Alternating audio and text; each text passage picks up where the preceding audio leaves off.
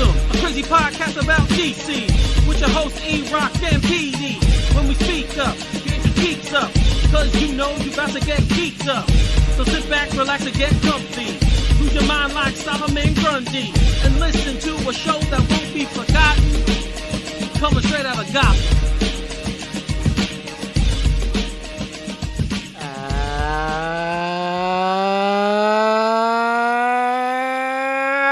And hello, everybody out in the DC universe. Welcome to another episode of Straight Outta Gotham, episode 83 for the legend that is Santana Moss.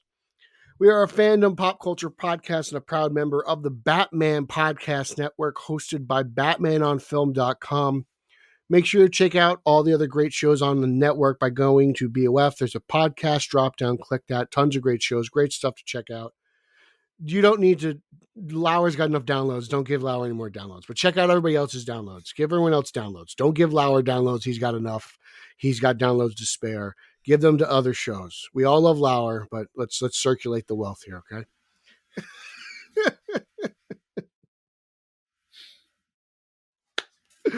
I am your co-host from the other side of the Hudson River. I am a senior contributor to Batman on Film. I am Peter Arvera. And today we are recording on July 17th, 2022. And as always, we have a great show for you today. But before we get to the good stuff, I'd like to remind you, all of our faithful listeners, to take the time to rate and review the show on Apple Podcasts. Because if you do, you enter to win our monthly contest. We read your review on air. You just won the monthly contest, and we will send you out a prize pack filled with lots of goodies and all the kind of stuff that you fanboys love and enjoy to play with. So don't forget to do that. Now, let me introduce you to my partner in crime, the man who won the 1977 Pine Valley Ostrich Hunt with a grand total of 63 kills, the champion of Long Island, ladies and gentlemen, Eric Holzman. Okay. This one, I don't know where you found the information. Completely false. Totally false. I would never kill an ostrich. It's an ostrich hunt. You're supposed to hunt them. Although I do like ostrich meat, I'm not gonna lie. Yeah, see? He tries to, he's such a politician. He tries to cover things up. I've had it before. It's very good. If you never had, anyone out there, if you've never had ostrich, you should try it because it's very good. It is. A steak or a burger. It's excellent. It kind of tastes like beef, to be honest. I know everything tastes like chicken, not ostrich. It kind of tastes like beef. So, but yeah, that's not true, guys. Pete, you need to check with your crack staff on this one because I don't think you. Okay, Eric. Someone's afraid of PETA. Jeez, Joe Rogan, you are not. That's true. I am not Joe Rogan. In many, many ways, I'm not Joe Rogan, but yes. So what's going on? How you been? I'm good. How are you? You had to think about it for a minute? I did. I had to question myself. How am I doing? Am I all right? Possibly. Everything's okay. So we've kind of been this after not doing the show for like 2 weeks. This is like our third one in like 10 days. This is like fantastic. We kind of just spinning them out now really quickly. I held back last week. We're still doing them weekly. Yeah, but I held back. Last week we recorded like 3 days apart, so I held that one back a little before I released it because I didn't want. Yeah, that means okay. I didn't want it to come out. So you're saying it's an onslaught? So yeah, we're like really just bombarding people with our form of entertainment, which is fine because I like us, so I hope other people do. Do you think anyone listens? I know at least about 200 people an episode listen. Okay. Because that's what our average download, maybe a little more than that. 200 people. So yeah, so that's you know, and we're international. Like the stats always show, we have like people listening in Indonesia and places like that. I have no idea overseas, but it's very, very cool. So thank you to everyone. Australia, people all listen over, to us in yeah, Australia. all over the world who listen to us. It's crazy to think that people overseas actually care about what we have to say about this stuff, but I appreciate it. We appreciate all the fans. So, yeah, so we're rounding into All-Star Weekend for baseball. You guys know Pete and I are Yankee fans. As we talk about, the Yankees still have the best record in baseball. They have 63 wins. Aaron Judge is on pace for how many home runs? 60? Like 59. Is it? I thought it was over 60. I guess not. No, it's under. Well, if he keeps hitting 2 like he did last night, he'll get there. Because it's been a really fun baseball season for New York anyway, with both the Yankees and the Mets playing so well, and Aaron Judge and Pete Alonso hitting so many home runs. It's kind of just pretty cool to follow baseball right now in this city, which is traditionally a baseball town. Like New York is probably one of the baseball towns. Boston, another one. But it's just been a really fun baseball season. So yeah, how many Yankees made the All-Star team? I actually haven't really been following. I know Judge, Trevino, and Stanton did, So, and Holmes. So yeah, I know Holmes made it too. I think that's it. I thought I saw 5, but that's cool. Possibly. I mean, yeah, I don't know. could be missing someone else. But Did Cole make it? Might have been I'm not Cole. sure. But yeah, so round into All-Star break for baseball. It's the middle of July, which is crazy. I can't believe it's the middle of July. This is, this year's going fast. Yeah. So it's been cool. And there's been lots of news and lots of trailers. We're going to talk about a lot of trailers on this one. We had like 5. There's a lot of trailers, and let's just make note. This is like the 3rd week in a row. There is no Ezra Miller topic. Yes. On the show. But we have a new segment. We have a new. We do. We replaced the Ezra Miller segment with what's happening with Madam Web. Exactly. And there's more of that. We'll get to it. Which is great because, we're kind of like, okay, at least it's just creating positive buzz. Yes. I can't believe that we've had weekly Madam Web news, but we have. I'm excited. It's a Spider movie in production. Yeah. I'm pumped about that. Hopefully there's a version of Peter Parker in this movie at some point. That'd be nice. And this week, guys, we actually have a little bit of info on what the movie's about with one of the stories we have. So we'll get to that in a little bit. But let's start with the trailers because there's so many of them that we have to go through. So the very first one I want to talk about is the Netflix produced starring Jamie Foxx and Snoop Dogg. I still can't believe he's in the movie. It actually has a big part, but he does. I'm not like he's a huge, like, my mother knows of Snoop Dogg, the TV personality. Like she knows. Oh, that's right, because Martha Stewart, right? He does all this stuff. Martha Stewart, yeah. So and he's all over. He's on all these Corona commercials now. Yeah, that's true. Mm-hmm. It also stars Dave Franco. It also stars Megan Good, and it's called Day Shift. And it's a vampire film, a vampire hunter film.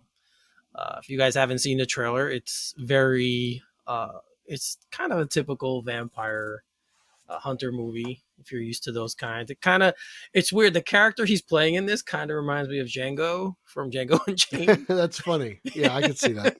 So it's kind of like that kind of parallel. But you're also skipping over the most interesting thing. This is also brought to us by the guy who choreographed like John Wick movies.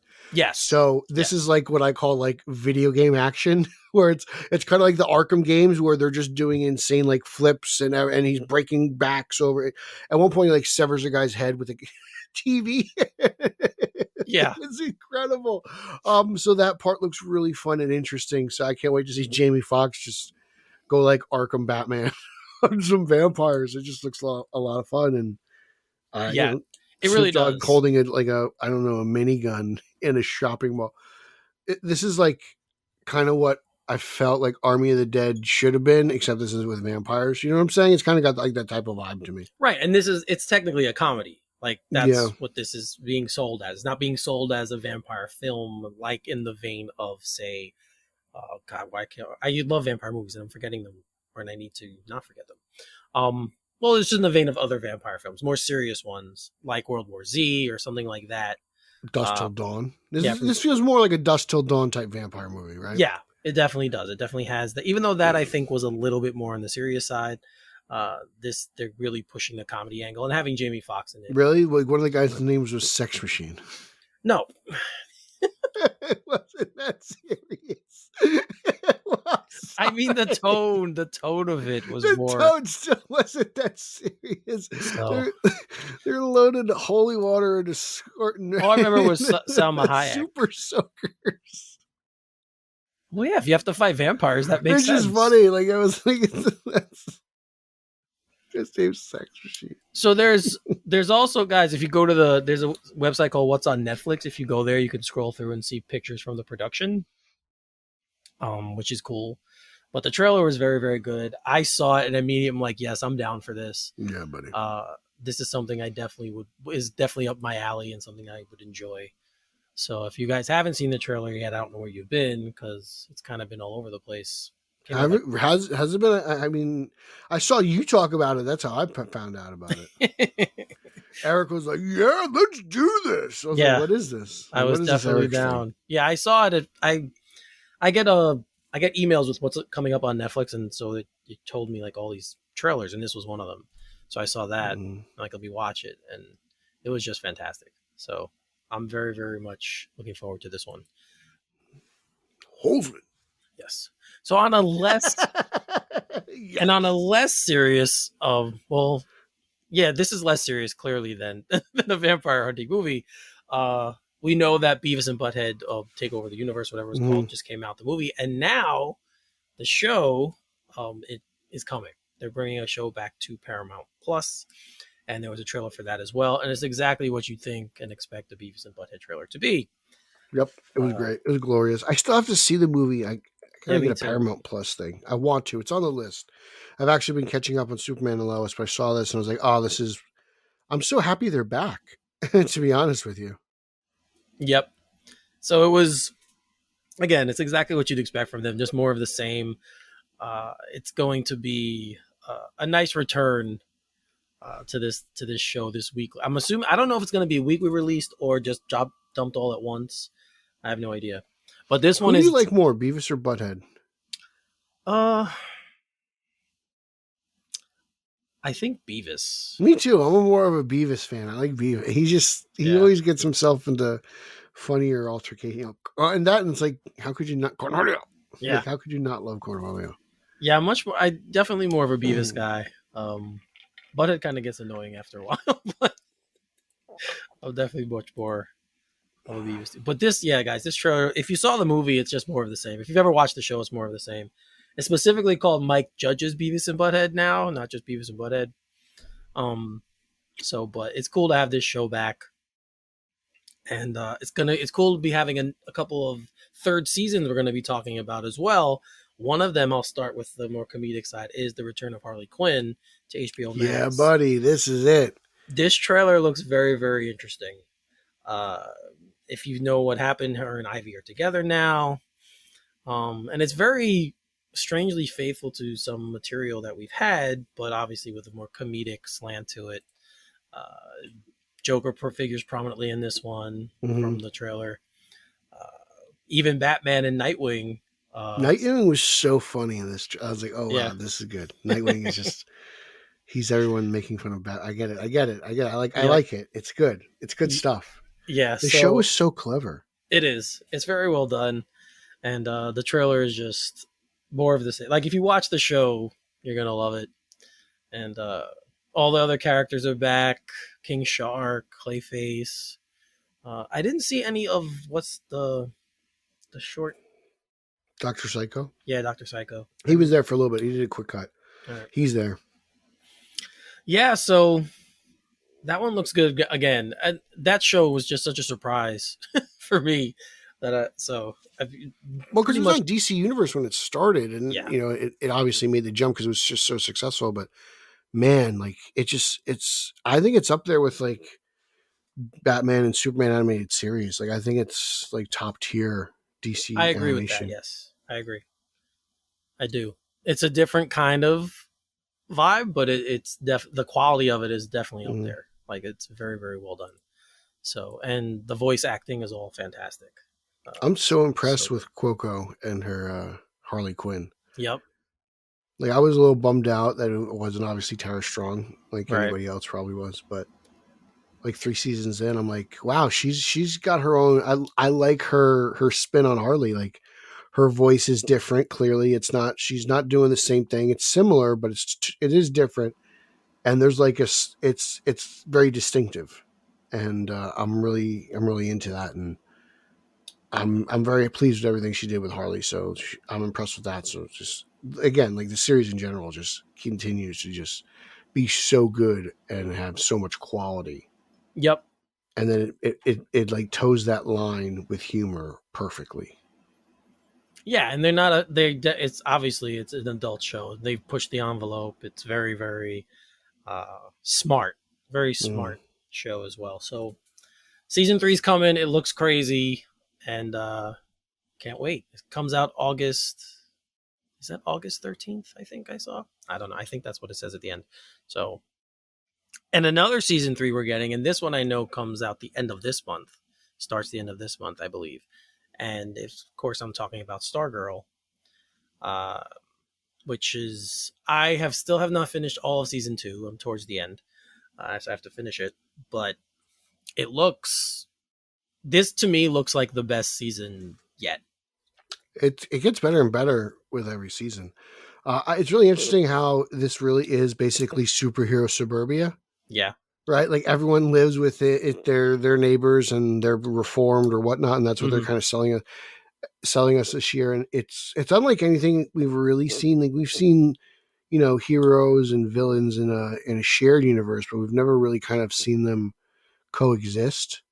And I think that's kind of what the show kind of allows itself to be different, that, and it's set in like a suburban setting. So it's very unique in itself. It's secluded. Like, when these people have feuds in Nebraska, like no one hears it, That's true.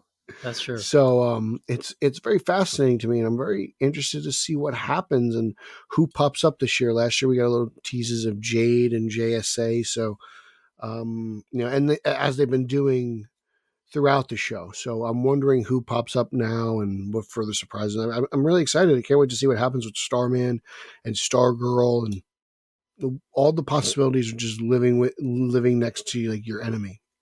It's very interesting. Yes, and obviously the trailer focuses heavily on the Starman return. Joel McHale's character, which it's always weird when I see him kind of play a non-comedic role. But what is he from? He started on Talk Soup way back when. Really? Yeah, he was the first Talk Soup guy. Was he? Yeah, that's where he got his start. Yep. And then he was on. I had no idea.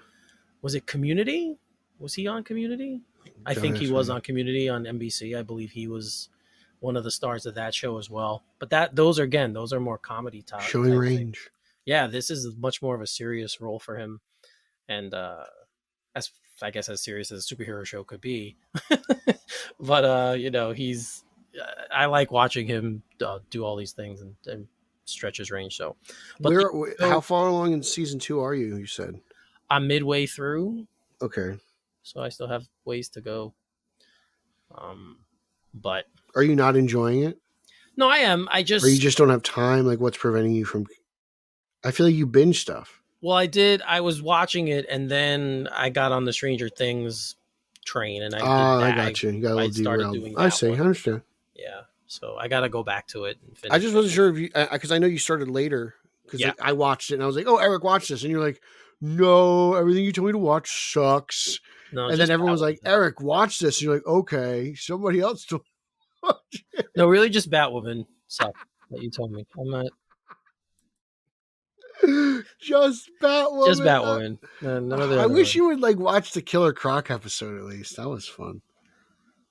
If you're telling me now to pare it down to specific episodes, that doesn't say much for the show. Well, because I'm trying to think of self-contained stories. I don't care about that. And I'm trying. Well, yeah, this way it's all summed up in one thing. You get to see them at their best. Like, because I'm like, I keep telling you, like, watch season 3. You're like, no. So I'm like, okay, well, watch this. Like, if you're going to watch something, you should watch the Poison Ivy arc. It's 3 episodes. So I was thinking of something a little bit smaller.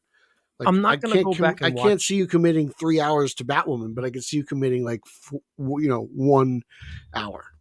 But I'm not going to go back to now watch a show that's not continuing. That It doesn't doesn't make any matter. sense. I just want you to be like, you're right. You were right. Well, I'm It not doesn't going to say suck. that because the quality of the show. You just say it doesn't suck because it doesn't suck. That's all I'm asking for. Just a little redemption. That's all. What does it matter if you like it? That's all that matters. Because I just want Eric to tell me that I was right on this. That Batwoman isn't a flaming pile of shit. That's all. Like, I just want you to say you're right. It got better from season 2 to season 3. That's what you've been saying, and you just say you're right. Well, I felt like I watched the first episode of season 2 and I thought it was good, but much improved from season 1. Oh yeah.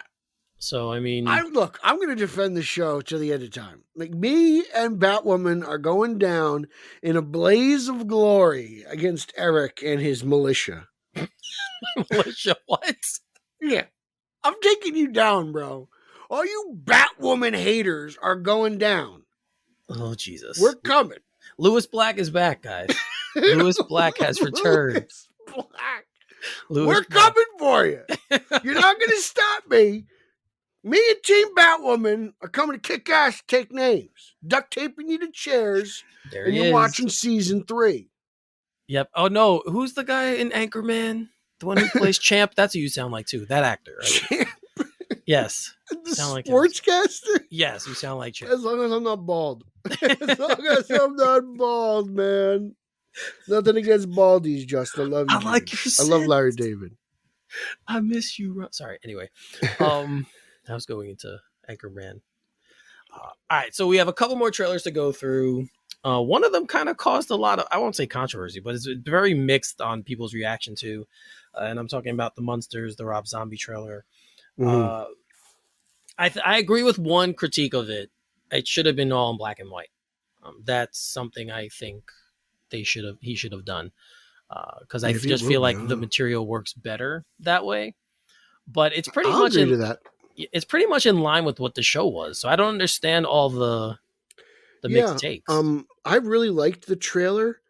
It's going to take me a while to get used to this guy as Herman Munster. Well, Fred of course. Gwynn, right? Like, that's Yeah. his name. I thought he was really amazing. So it's tough for me to think of somebody else. Like, but I could see the mannerisms and the way he reacts to people, like the fainting thing. Like, I could see old school Herman Munster reacting the same way when he's like, oh, well, when they're like, oh, we'll have to get used to that. Or that's a weird way of saying hello. Like those like hardcore Munster elements that are always in the episode. But it's like, his voice is different. I wish it was a little deeper, but it's like fine because I really dig Sherry Moon as Lily. And even though Grandpa Munster is his mustache is crazy, I kind of dig it. It's interesting. I want to see what it's like. I'm very curious. I didn't mind that it was in color, but if it was all in black and white, I really liked it. I would have really liked it more. I'm sorry. So, but I'm really positive on it. I think this is really interesting. I think this is really a cool idea, and I think Rob Zombie would be the one guy I would actually believe who could do this. Well, that was the weird thing for me, though. It totally wasn't a Rob Zombie type of what I would expect from him, because of what we gotten in the past. So it was very much a different. Yeah, but he likes this like monster stuff. Like he likes monster stuff, so I could see why he would be This is like, it's not as crazy as like Kenny Powers doing Halloween, in my opinion. Oh yeah, no, I mean definitely he that's what he does. So it's okay in that vein, but this is definitely more of a comedic style of show. It always was. And the fact that he was able to keep it, because that's the first thing I noticed. I was watching, I'm like, it's pretty much in the same spirit of the show. So it's going to be interesting to see how it's received when it finally comes out. But the trailer definitely does justice to the original material. This can't be better than the show. It can't. No. But as long as it's made well and done respectfully, it could be a wonderful companion piece to the show, Yeah, and it could bring new people to the show. And because if you dig this, you should watch the show and then you'll fall in love. And then it's because, let's be honest, the Munsters is just like amazing television. It just is. It's so funny. Yep, it is. I mean, it's even some of the material, even though it's dated, it still works if you watch it now. So it's a very good show. And so I hope this does well. I hope this brings more people to to the monsters, and then they go back. And I hope this creates buzz for a real good Frankenstein, to be honest with you. Yeah. You know, Maybe. I would love to see a wonderful flat top Frankenstein modern interpretation. Rob Zombie's Frankenstein. If he wants to do it, I mean, at this point, I don't care who does it. I'd rather have that than not. Yes. So, Pete, did you watch the original Orphan, the movie? No, I didn't. Okay, well... But I did watch the trailer that you suggested. Yes. But I bring that up because Isabel Fuhrman, who plays... God, why am I forgetting her name? Esther. She's back. Mm-hmm. And the first one came out in 2009, so it's been, I believe... So it's been, 12 years? Long time. But that movie creeped me out to like no end. Anytime movies with little kids who are evil always creep me out. And in the original film, if you watch it, it turns out she's. When you say, is this like, because I haven't seen this. When you say original film, is this a reboot? No, this is a sequel. Okay. To the film Orphan, which came out in 2009. Okay. Now Doesn't she look like Dorothy Orphan's from original. Doom Patrol? That's she? Funny. Yes, right? She does. Yeah, she did actually. So just not like a monkey. So the first one starred Vera Farmiga and Peter Sarsgaard, and I'm not going to get into it. If you want to watch it. We could talk off air about what it actually was about. And you enjoyed it. I did like it. It's just like I said, it's very creepy. As it should be. Jaume Collet-Serra actually did this, and he's doing what is he? Is he the one who just did Black Adam? Yeah, I believe so. Oh no, Blue Beetle. He's doing Blue Beetle. Ooh, okay. So it's the same director. Another horror director making the jump to a DC property. Yeah. So this movie was very, very creepy. Again, with anything with kids is always is. The story is kind of creepy. I don't want to talk about it. Well, I guess I can, even if you watch it. So this is worth adding to the Halloween rotation. I mean, I know we're reaching. People are getting ready for Halloween already. I know Andy DiGenova, man, Batcast is buying decor as we speak. So I mean, I guess I will have to add these two movies to my rotation. Yeah, he's on a special mailing list. I didn't even know they had those for Halloween specifically. But Andy, if there's Halloween stuff, Andy's gonna find it. So was there. But yeah, so the sequel picks up where the first movie left off, and they kind of go back. She was put in a mental hospital. They go back to her. Julia Stiles takes the Vera Farmiga role, I believe, in this one. I believe she's just playing Julia Stiles. Really, I haven't heard that name in a long time. Yeah, so the trailer is very much of the same, except that Esther now seems to be much more powerful than she was in the first one. This one's called First Kill, so we're gonna actually see what's going on there. But if you like the first film, I definitely think you'll like this one. Just from what the trailer gives away, it doesn't give away. I'll see how much it is on iTunes. So maybe you could even find it on like Prime for free. If you have Prime, it might be there. I do. I don't know. But yeah, you can maybe even check out there, maybe just scroll. But it's definitely worth a watch. Any kid creepy movie to me are always good, scary things to watch, because creepy kids are really more frightening than adults in my eyes. So definitely give it a watch. But what did you think of it? Since you hadn't seen the first film, what did you think of the trailer? It seems like kind of predictable to me. I looked at it. I was like, I wasn't, to be honest, I wasn't really impressed. So I should go back to the first one and see. We'll just give that a shot because I love horror movies, as you know. Right. So I will gladly give this a chance. And if you like the sequel, I'll give it a shot. Maybe it was just a bad trailer, but yeah, I was just kind of like, oh, okay, I saw this. This isn't really like my type of horror movie. Mostly because it's like, I don't know. That's not true, because I love the Conjuring one. So I don't know. I don't know what it was about this one. It just didn't really move the needle for me. Did you like The Omen? I did like The Omen. Okay. So the child possession thing isn't a problem for me. I'm trying to I don't know. It just didn't really strike me. So, but I will give the first one a shot because you like it. I'll give it a shot because I'm always down to check out new horror movies. Yeah, it's, again, I remember watching it just because I thought she looked so good in the role and she was so creepy. I'm like, oh, I want to see how she does. And she's fantastic. But it is just a very, very creepy film. And I don't want to talk too much about it because the story is what you find out at the end kind of leads into where the second movie is going to go. So watch it first, and then if you want, we could talk about it off air. But if any other Orphan fans out there, hit me up at least right now and tell me what you thought of the trailer, because it definitely does kind of up the ante to me a little bit from where the first one left off. So, all right, I believe we've gone through our trailers. So I think it's the most trailers we've ever done in an episode. I think so. That's a lot. It's taken up like the first 20 minutes of the show. So I think we have. Yeah, I think that's a good call. All right, so let's go to a little bit more fun news, because when I saw this and you guys were talking about it in the chat in our chat the other day, and then I finally got to read about it. The Batman Returns One Dark Christmas Eve holiday book that's out, or it's coming up. This is fantastic. Like, just if you guys haven't seen it, click on the link and go check it out. So good. It's basically a poem or a song retelling the story, retelling Batman Returns, and it has to be read to the tune of God Rest Ye Merry Gentlemen. And if you look at the how it's written in lyric style, right? So it has all the rhymes and certain. It's very, very clever. The illustration is very clever too. Very, very well done. But Pete, since you're the biggest Batman Returns fan, go ahead, speak on this one. I already have this on pre-order. I didn't even know. I didn't read anything about it, Eric. I just saw it and bought it. I was like, oh, this is a Christmas Batman. I was like, yes, I'm just going to blindly buy this. I had no idea it was written lyrically. Yeah. I didn't read anything. I just saw the cover and was like, I need to own this. So I just threw my $25 at this publisher, whoever it is. And I was like, yes, I will buy this. But I'm excited to get it. I can't wait to see what it is.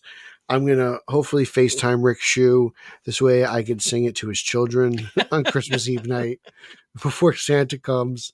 It was the coolest thing ever. And just to see my duck in a more modern fashion would be interesting. See somebody else's interpretation of the duck's great. Just everything around me is just tingling with joy. So I'm very excited to. Tingling with joy. Yeah, I'm pumped. Like Batman Returns and Christmas Eve and Christmas and everything is just, it's such a wonderful pairing. It really is over the time, especially the 30 years. I mean, let's be honest. I mean, I got Jet to do a Batman Returns show. So yeah, that's true. I can do anything at this point. Well, I'm kind of looking at it this way. If you're one of those families that traditionally might read like the Night Before Christmas, maybe you want to mix it up with this one this year. Throw this one into the rotation. If you're Batman fans, especially, but it's drawn by J.J. Harrison, who also did the Die Hard Christmas picture book. So that's pretty cool. And then Ivan Cohen is the writer. He did Space Jam and New Legacy, Batman and Scooby-Doo Mysteries. So if you guys are familiar with their work, this would be more up that alley, but it does look fantastic. And I might even purchase it because I really, really do think it's going to be excellent. You should buy one and send it to Rick as well. It comes out. Apparently it's going to ship on September 13th. So that's the shipping date for it. It is a hardcover. Any other information you guys want to know, you could check out the link. I didn't need any information. I just bought it. Clearly, Pete didn't care about any of that. He was just buying it from the jump, which is cool, which I respect very, very much. So that's awesome. All right. So let's stick in the Bat world for a little while and let's go to Batgirl. Oh, God. Yes. Yeah. So the directors of Batgirl are also the guys who created and were behind Ms. Marvel, which just finished on Disney Plus. And they also did, obviously, famously, Bad Boys for Life. So their kind of legend is kind of growing now with each one because Ms. Marvel was fantastic. If you haven't seen it yet, guys, definitely give it a watch. It was very, very well done. That's right. And nobody loves the Marvels more than Eric Holzman. Totally not true. Anyway, when the Marvel's biggest fan signs off on something Marvel related, it's legit because Captain Marvel, best movie that year. No, right? Ms. Marvel, best show of this year, better than Obi-Wan. No, you saw the quotes. Eric said it. No. Ms. So Marvel, better than Obi-Wan. Here we go, bro. Pete Here we likes to go. embellish, guys. If you haven't known by now, Pete likes to embellish the things, and this is another one of his fantastic embellishments. But Did you not love Captain Marvel? I liked it. You liked it. You enjoyed it. You think it's great.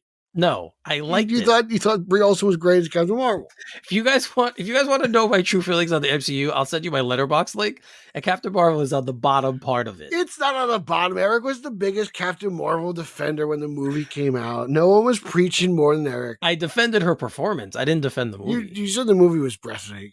Okay, see, now the embellishment. This is where it turns, guys. It gets even further.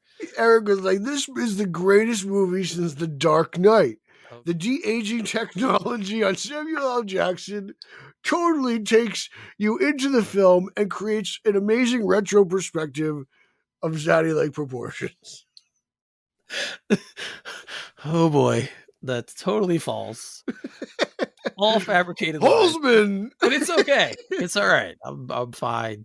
Let's get back to the Batgirl story. Hello, Batgirl. Hello, Eric Holzman. Back to the story. So obviously Miss Marvel was an origin story, and so was Batgirl, but there's obviously differences because Miss Marvel, she's a teenager, Batgirl's a grown woman with a job. So this was their quote when they're talking about the tone and the age of the character, and they said, well, the thing is that it's also an origin story, but obviously Batgirl's in Gotham City, so it's going to be much darker than Miss Marvel. And our main character is older. I mean, she's not a teenager, she already has a job, but I think that we're still going to try to have the same visual vibrancy that is our trademark, you could say, and homages to the comic book, homages also to the animated series of Batman and the Tim Burton movies. So that's what we're trying to do with that, but obviously it's going to be a bit darker than Ms. Marvel's world. Now, that's all like just music to my ears. Yes, I mean, this is like comics, BTAS, Burton. Like, yes, okay, these guys are. I can't wait to see what these guys have in store for us. Yeah, I mean, those references are very, very are very, very specific. So you and adding Keaton, knowing Keaton's going to be in the movie too, the Burton angle is even bigger, right? So you understand those things, and I'm going to be interested to see how they do this, because my frame of reference from them now is Bad Boys for Life, Ms. Marvel, and then of course it's going to be Batgirl. So it just gets better and better, to be honest with you. And I haven't watched Ms. Marvel yet, but I know it's fantastic. It's very good. It's very good. Obviously Batgirl is also written by Christina Hodson, who did Birds of Prey. She's also did The Flash. So we have a good writer behind this as well. So yeah, I'm very, very looking forward to this movie, that still is slated as a HBO Max release. I have a feeling it's going to be theatrical by the time when it's all said and done. Zaslav, baby. But yeah, that's why I think so. But they also asked them about the difference between working with in Marvel and with DC. And it's really just more about the tone, obviously, which would make a lot of sense, right? Like, we know that Marvel tends to have a more a younger tone, a more, I don't want to say playful or joyful, but just more of that kind of more family oriented type deal, where DC usually is not. We just talked about Harley Quinn, right? Yeah. So we have examples of that there, and it's going to be very, very fun to watch this movie. I can't wait. Leslie Grace is fantastic. And everything I've seen her in. So I'm really, really looking forward to this movie. And these guys, again, their legend just keeps growing, because everything I've seen from them now I've enjoyed.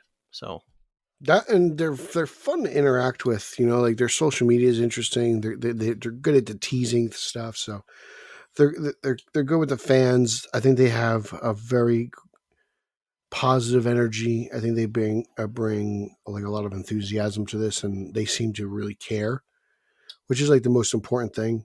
Like, they seem to be fans themselves. So yes, I think Batgirl's in good hands. I think Keaton's in good hands. Yeah, I mean, like I said, with the fact that they have the same writer, like The Flash, and this has the same writer too, and we know Keaton's in both films. It's you kind of know the connection is there already, and it's just whatever's gonna happen. It's just, we're in really good hands, I feel, with these characters going forward. So. And hopefully maybe if it's good, they'll do a sequel or whatever they do going on in the future. Fingers crossed. Maybe they'll be the Russo brothers of the DC. Who knows? Don't know. They've All made right. good movies outside of. They've made one good movie. More than Speaking of the Russo brothers, they have a new movie coming out too on Which is Netflix. getting trash. But we're not going to talk about it because I don't think it looks good. So That's right. It's not. it doesn't look good. No, it's we'll not. leave that alone. All right. Reno, shout out to Reno, the only one who listens. So we'll switch houses for a little while. Let's go over to Marvel for a little bit. I'm going to start with news that was kind of sad to me, but reading the story, it kind of, I guess, makes sense. Daniel Kaluuya, I can never say his name. Kaluuya, that's it. Daniel Kaluuya, obviously, who's known for other films. He played W'Kabi in Black Panther, the first one, who's Okoye's husband, and he won't be returning for. He's not in Wakanda forever. So it's kind of sad because I like him as an actor and I like his character. But he said it was just scheduling having to do with he was working on a film and he couldn't fit in. So what they've done is Winston Duke's character, M'Baku, they've kind of elevated him into more of a role for Wakanda Forever. So, Pete, are you familiar with Kaluuya outside of Black Panther? I'm not from. With Kaluuya, yes. Like, I'm looking forward to Nope, and Right. obviously there was Get Out, and Yes. he's been in a bunch of things. So he's somebody who, whenever I see him, I always look forward to his next project. Yeah. So it's kind of sad, right? You don't have. Yeah, but like, to be honest, Wakanda Forever for me is just like, oh man, what's gonna happen with this movie? I've just been feeling that way for a while about this film. Right. I mean, we've both famously said we feel like they should have recast T'Challa, which they haven't. We know that the production was hit with COVID and Letitia Wright's anti-vaccine stance, and that kind of slowed things down. And so the production on this film has not been smooth, to say the least. And this is just another bit of news that everyone expected he'd be back, and now we just know he's not. So kind of disappointing, but I have faith in the directors and Marvel. Oh yeah, like I'm sure they'll make an interesting movie, but just like I'm like, well, how is this going to happen without T'Challa? I know, just interesting. But at the same time, like I'm not gonna lie, I'm more pumped for Nope than I am for Black Panther: Wakanda Forever. Yeah, Nope. I've seen new trailers for it. Going to the movies. They've been on the big screen. It does look really damn good. So I'm looking forward to that one as well. All right, so now let's hop into the segment that's this thing that's become a weekly segment for us. Madam Web, guys, Madam Web. So first, it should be a weekly segment. It should be. I mean, I look forward to the next movie that takes over the Madam Web segment. What's the next superhero movie next? I feel like that's it. I don't even know what comes up next. I know. So first, let's start with the cast. Adam Scott has been added to the cast of Madam Web. Again, another one of these we have no idea who he's playing type of type of casting announcements. But if you know Adam Scott from his other work, you know who he is. I'm trying to think of something he's been. He was just in that show on Apple TV, the Severance. Yes, he was the star, one of the stars of Severance. He was in that, so he was added to the cast. That of course we know has Dakota Johnson as the lead role. Emma Roberts is in it. Emmy-nominated Sydney Sweeney from White Lotus and Euphoria. She's also in the cast. So it's got a Mike Epps. Yep, Mike Epps, which we talked about last show. Yeah. So our weekly taking shape. I'm excited. I can't wait to see what this movie's about, man. Like, well, Pete, I have news for you. Really? We have a little bit of news on what the movie's going to be about. Ooh, tell me. We know. Well, one of the things we know anyway is that everything's being set up for some reason in Boston to shoot this movie. I don't know why it's not shooting in New York. Maybe it's some kind of tax related thing. We're Red Sox fans. So, but yeah, it's going to be filmed in Boston. They've been seen around town, apparently setting up scenes from New York. They also have the 3G speed, like when 3G was the thing in early 2000s. So that's the time period it's going to take place in. Beyonce's 2003 Dangerously in Love album is also in it. So we have an idea, at least some details now coming out of what time period the movie is going to take place in. But we still don't know exactly the story. So at least we have a time frame though, so we can look back. Now, I wonder if you're starting to put things around in your head about where this may lie in the Spider-Verse. We're getting a prequel. Well, wasn't Venom also an earlier time period? Am I wrong? I thought Venom happened in real time. Okay, I thought it would have been an early time period, but I guess I'm wrong. Oh no, everyone said it should have been something from early. That's what it was. The way it was told, it would have fit better as a late 90s film. Yes. Yeah, that's what it was. So that's why I'm getting confused. But yeah, so at least we have that, guys. We know that it's an early 2000s. We're just getting closer till we find out real information. Yeah, a little bit.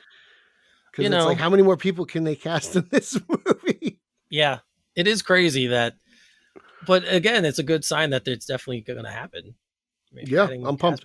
I'm very interested to see what they do. I'm just like, the less I know, the more I'm interested, and they really got me hooked. And I think all the casting's great. Really. Oh yeah. Yeah. I mean, there hasn't been a name I've heard that I've been like, oh crap, that one's going to be in it. So. And I kind of hope, small appearances of a Spider-Man. I don't care which one it is. I think it would be cool if I saw Madam Web interact with the Spider-Man. That's all. Maybe.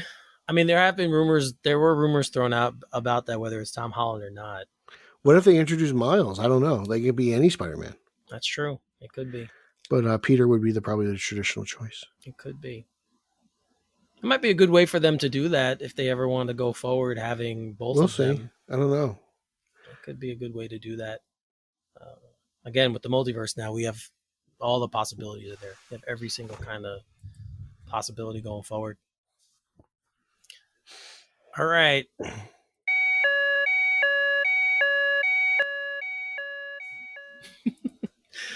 Manscaped product alert. You asked for it and they listened. Our friends at Manscaped just brought back the Ultra Smooth package. It's time to stop, drop, and order this premium shaving kit.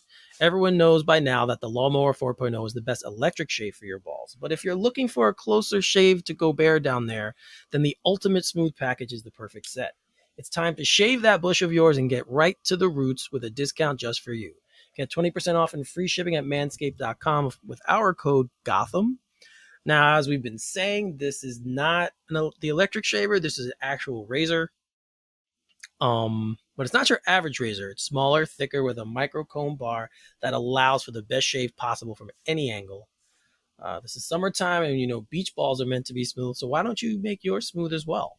I think that's an important thing if this is your thing. It comes with, there's a 3-step process. There's the crop exfoliator, which is infused with ingredients that can soothe, clear, and keep the skin on and around your groin feeling refreshed. Then the crop gel, as you can see where you're shaving, with their clear shaving gel just for the groin. And then the shaver, which of course is the razor. So you guys can get 20% off and free shipping with the code Gotham at manscaped.com. That's 20% off and free shipping with the code Gotham at manscaped.com. Smooth out your fellas with the relaunched Ultra Smooth package from the fellas at Manscaped. And as always, your balls will thank you. Well, Eric, my balls thank you. Because without your wonderful Manscaped alerts, my balls wouldn't be as hydrated or as smooth as they are now. So, Eric, my balls are in debt to you. That is so weird.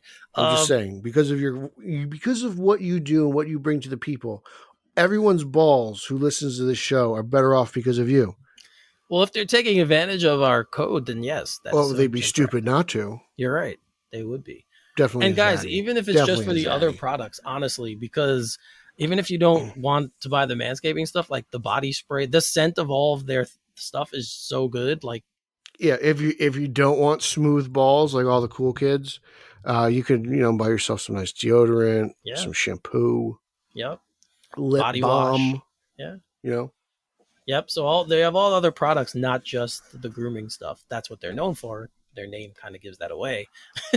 But you could definitely look, go for more male hygiene products as well. Mm-hmm. They have great boxers. Yeah, the boxers are good too. The boxers are fantastic. So definitely do all those. Go through there. Just go to the website and check out all that they have to offer. And your balls are now indebted to Eric. Well, Pete too. No. My balls owe it to you, so therefore everyone's balls owe it to you. Just because I do the reads. You're the champion of our balls. Thank you. That's the truth. That's it. You're a testicular champion. That's good. You are. I have a lot of testicular fortitude as well. You do. Very, very, very much. You have the testicles of a whale. Oh, Jesus. I don't even know what to say to that. Like Eric has to walk around with a wheelbarrow, like in South Park. Like he's Randy because his balls are so big. No. But they're smooth. They're smooth balls. There's not a hair on those things. Okay, moving forward. Or a vein. It's like that's how smooth they are. Let's move forward from this topic. Not important anymore.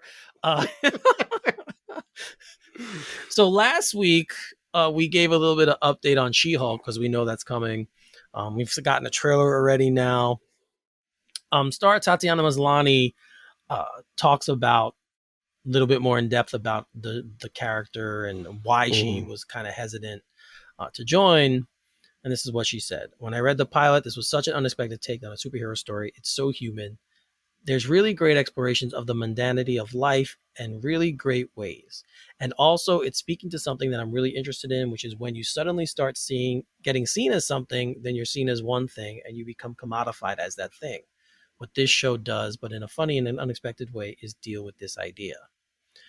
She goes on to say, how do you own the wholeness of what your body is when something has happened to you, or you're suddenly seen so different, or there's an expectation on you that you behave in certain ways because of how you look? There's all these undertones that I find really compelling in the subtext of this story. Also, what is the expectation of a female superhero versus a male superhero? It's incredibly different.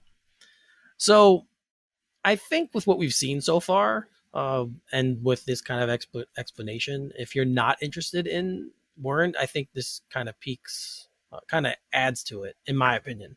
Her little, because she did give away a little bit where they're going and what the plot is going to be and how it's going to be crafted. I think it's great. She says basically everything that came before it was lame. This is the only thing that really has some real character to it, and that's the reason why I'm doing this project.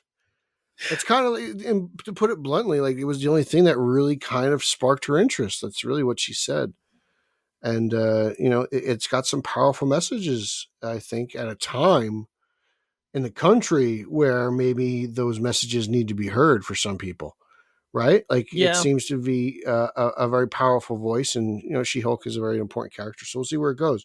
But there will be that humor involved into it. So I wonder if that may come off as diluting the actual message. We'll see. We can only judge it when we see it, but like everything that you hear sounds great with this. This really sounds like it's going to be something special. I think we're going to see something like Stargirl quality. Okay. Well, we know Marvel has obviously made it a point to highlight their female superheroes in this Phase 4. So it was, whether it was Kate Bishop or Kamala Khan, Jane Foster, Yelena Belova. And like when I say like Stargirl, because I feel like it's contained into like a smaller part, like of something bigger, like where that takes place, like in Nebraska, this takes place in New York. Like She-Hulk isn't going to go around doing like intergalactic mission, right? Like she's going to kind of be self-contained. So like, but that's where I was going with that. Like I was. We do know that's out. Yeah, we do know that the Hulk, Mark Ruffalo's Hulk, will be here. Bruce Banner. Benedict Wong also will be here, Sorcerer Supreme. So we don't know much more about what their role is and how they figure into her story, but we'll see. We will see. But yeah, I know you've been really hyped about this project from the first time it was announced. So it's gonna be this is gonna be a fun one. I really believe in this one. This may rival Falcon. Okay. Well, more casting news in the MCU. And this is someone who's familiar with the Disney label because he has worked in a Star Wars movie. He was Han Solo in Solo, and Alden Ehrenreich will be joining the Ironheart series. Once again, no idea what character he's going to play, but yeah, he's going to be joining Dominique Thorne, Anthony Ramos, Lyric Ross, and Manny Montana. And of course, we know Ironheart is the story of Riri Williams, who's the genius inventor and who kind of reverse engineered Iron Man's suit. And as Pete famously says, he doesn't care about the Iron characters, but But I liked Han Solo's solo movie more than Rick Shue, fake Star Wars fan. So I'm interested in this because this is a character I really do not know much about. So I'm interested in Ironheart, and I'll watch it because I watched them all, but I can't, and I'll probably be more forgiving to anything that they don't do source material wise because I don't know anything really about Riri Williams. Right. So I'll kind of go out with a fresh pair of eyes and I can judge the show on its own. But it's something I'll have to get to. It's not like priority viewing. Right. She's only been around for 6 years. I mean, she's only 2016 was her first issue in the comics. So, it's going to be interesting. So there's not a lot of material where you can go back and. But there's enough material where you can go back and catch up and not feel like, it's not like, I'm going to be a Batman fan. Okay, here's like 86 years of history you've got to read. It's like, if someone really wants to catch up on Riri Williams, they can do so in probably a couple months. Yeah, you have time to do that. So yeah, it's gonna be cool. I like I said, I'm very interested in seeing what this story is and where they go with it and how it fits into the larger scale. With the Iron character, because as we know, the seat is vacant right now. And you love all the Iron Man movies. I guess those are some of your favorites. Love the first one. Yeah, 2 and 3. Some of your favorites. But they got progressively worse. You loved, they were great for you. So. The first one to me is one of the best origin stories ever. It's okay, but it's not my favorite. You don't like Iron Man, so I like Incredible Hulk. You're biased. I'm not biased. I'm just stubborn. Biased. Holzman. Eric Holzman. All right, so. A couple more stories, guys, and then we'll wrap up. But the next one was, I know there are probably a lot of fans of John Wick out there. I surprisingly am one. I wasn't on the train. Surprisingly? Why would it be surprising? They're fun movies. Yeah, I know. But when it first came out, didn't really have much interest. And when I saw the first, I'm like, oh, damn, I like this. So yeah, that's crazy. So I mean, I surprised myself that it's kind of had a Fast and Furious effect. Yeah. Like the first movie it's so different than kind of what it's become now. Like there are those seeds planted, I guess, but like I never thought John Wick would become what it has. Oh no, you're right. 100%. I did not think we'd be heading into a fourth movie with a fifth one in production. Yeah. That's the crazy part. So, but there's going to be a spinoff starring Ana de Armas, and they have added their writer. So, Oscar winner Emerald Fennell from Promising Young Woman will be writing the script to Ballerina, which is the spinoff from John Wick. Dude, the vigilantes are gonna go crazy over this movie. Nico loves Fennell, and then Zeddy loves Armas. Like this movie is going to be covered like it's a superhero movie. Well, how could you not love Ana de Armas? I mean, number one. No, I get it, but no one loves her more than Zednik. Well, yeah, that's true. So it's like I can't wait for them to cover this movie. The weird thing is Fennell is not going to didn't write the Barbie movie coming out, but she's going to be in it as an actress. Interesting. So yeah, wasn't she also like writing and directing the Zatanna movie? Yes, she's the one. Well, not writing, yes, directing, not. Okay, so they got her to write it, maybe, possibly. Yeah, but she's apparently she's writing it. So yeah, if that still happens with Zaslav, we have no idea what's happening. Who knows? Now, so you know what does happen? Eric winning championships. Okay. So yeah, Holzman, 18-time champion, greatest champion all time, beats you every day. Eric Holzman, champion of Long Island. Yep. Okay. So, Yep.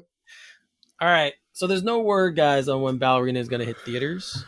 But we do know that the next John Wick is coming out in March. This coming March. I am excited. So yeah. So look forward to this. This project probably going to be fantastic. I'm just waiting to get more info on it. But and we're I know this isn't in the John Wick universe, but we're still getting that Vampire Hunter movie by the John Wick guy. So it's like, you're getting a lot of these crazy action movies. yeah, Some people say they're over the top, but I really enjoy this type of like crazy action. but that's what it's just the weird thing, like all that everyone. And it was in Birds of Prey, by the way. Remember? Yeah. But it's like all that's being done is superhero movies, and then you have these ones. I'm like, well, these aren't superhero movies. Why? Because they're action movies. They qualify. Like, but I don't know. I don't know. I like that action style. It's fun for me to watch. It is fun. It's total escapism. 100%. Yeah. Oh, 100%. Yeah. This is where I totally like Eric out. I'm like, this is my Fast and Furious. Like, I love these crazy fighting movies. I love those Eric's movies. like, I love cars in space. I'm like, I love guys doing backflips and sideshow kicks. I don't know why I love those movies. I just do. They're just entertaining to me. Anyway. All right. So this last story we're going to talk about is something that I really love. And I saved this for the last one because I think everyone who's grown up as a kid and played with toys is going to love this. That Hasbro is starting a selfie series where you can become an action figure from either Star Wars, Marvel, Ghostbusters, G.I. Joe, and Power Rangers. So I don't know about you people. Once I saw this, I signed up for the email alert for them to let me know when this could happen because I'm interested. You could become Spider-Man. Actually, I think I want to be a Ghostbuster. Okay. So yeah, right now it looks like you're limited to certain ones. I find it weird that for Star Wars they don't have a Jedi character, but they do have a Mandalorian. So now I'm curious. Like I know you send in the selfie, they scan it, they do their job, they print it. Does it also come with like a helmet? Like if you get a Mandalorian, does it come with like the Eric Holzman face and then the Can I order the Eric Holzman Mandalorian? Can I have a Holzman figure? Well, I'm gonna get one. Apparently, I definitely think I'm gonna get a Ghostbuster. Yeah, I mean, they all look pretty good. But these are just rough renderings, so I have no idea what you're actually gonna get. It doesn't look like they have masks on them, which is kind of sad, especially for Spider-Man. I'd like there to be a mask you could put on. But it doesn't look like you're gonna have that opportunity.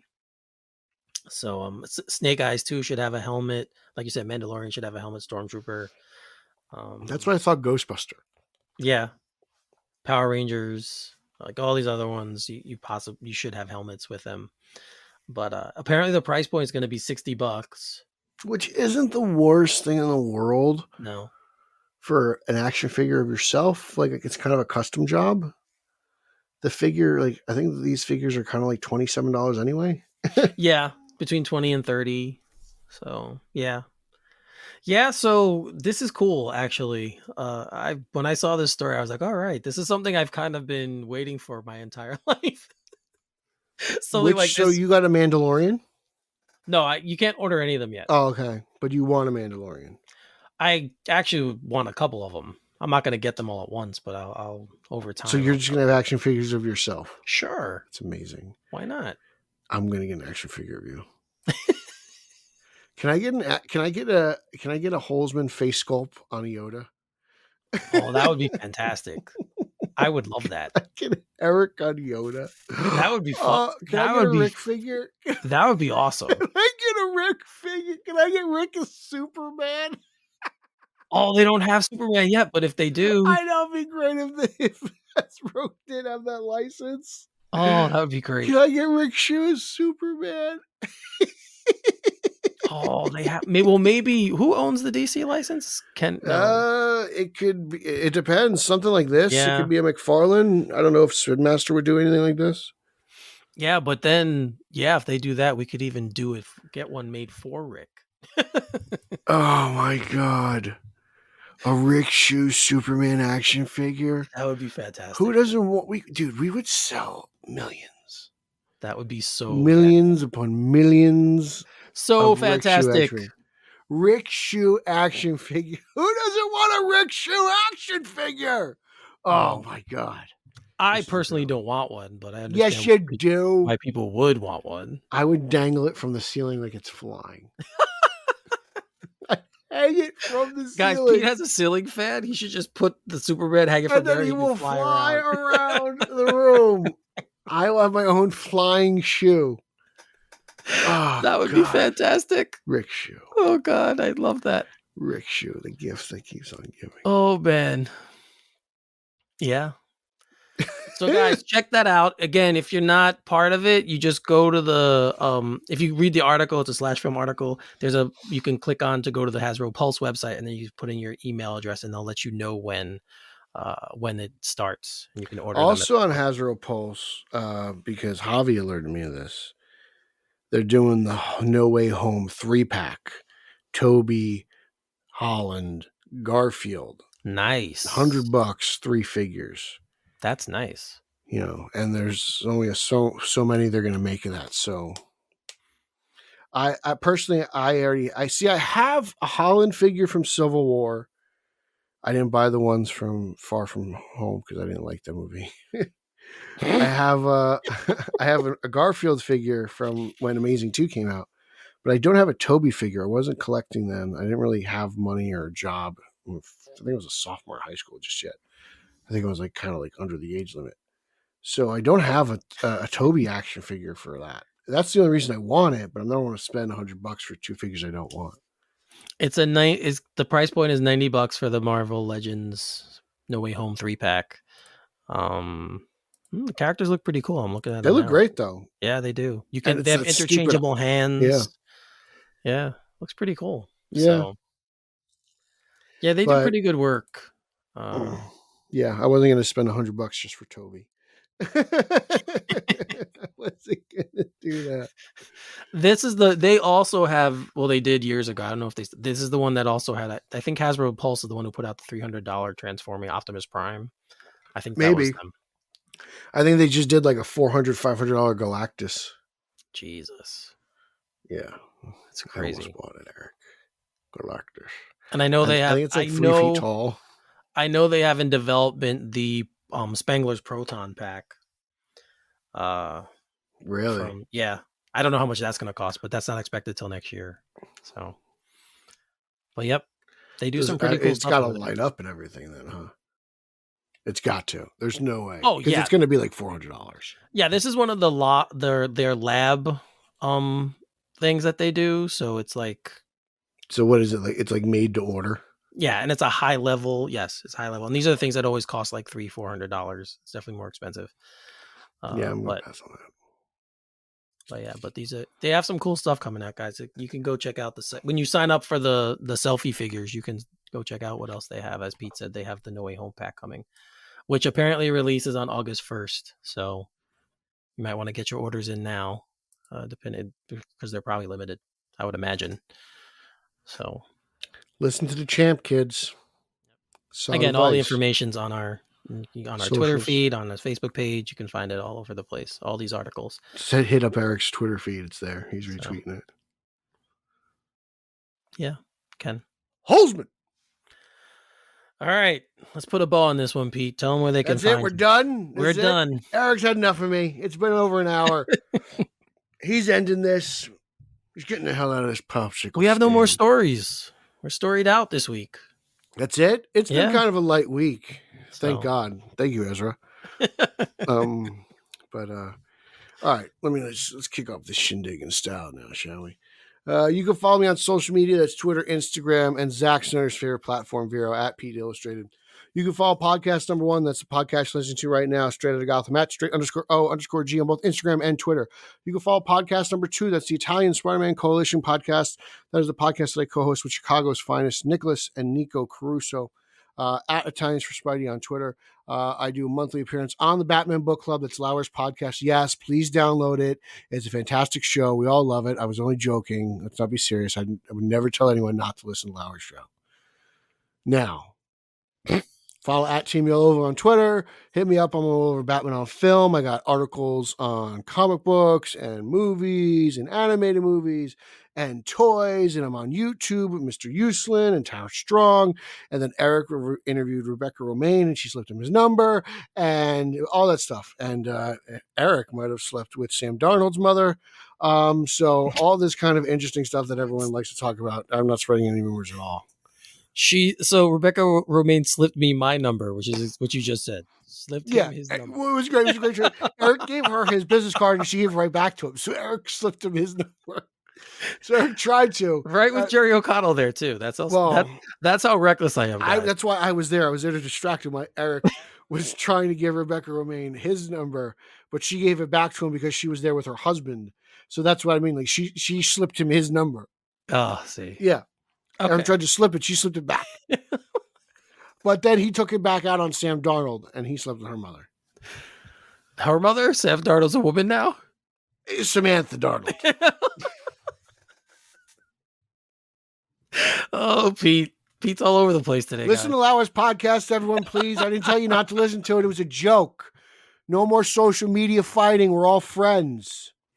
Yeah, that is one of the funny things about social media is that we're all friends. Yeah, if we start going at each other, everyone thinks we're serious. It's hysterical. I love it. It's great. Like, hey Rick, hey Dick Shoes. Like, oh my God, they're fighting. It's like, ooh, Garrett's vegan. Laura only reads along Halloween. Yep, they just jump on all these stories. It's fantastic. I love it. Amazing. Holzman. Yes, Eric guys, Holzman. You know where you can find me. Eric Holzman. Hello, I'm trying to. Eric Holzman. Okay, and scene. We're done. Scene. We're done. You guys know you can find me on Twitter at Finally33, spell Finale33. Check out our Facebook page, obviously, our Facebook page, our Facebook group. I did another poll this week, which was about, do you want a Bad Relish Boys 4? Or mustard? No. Bad Boys 4. I did a do you want a Bad Boys 4?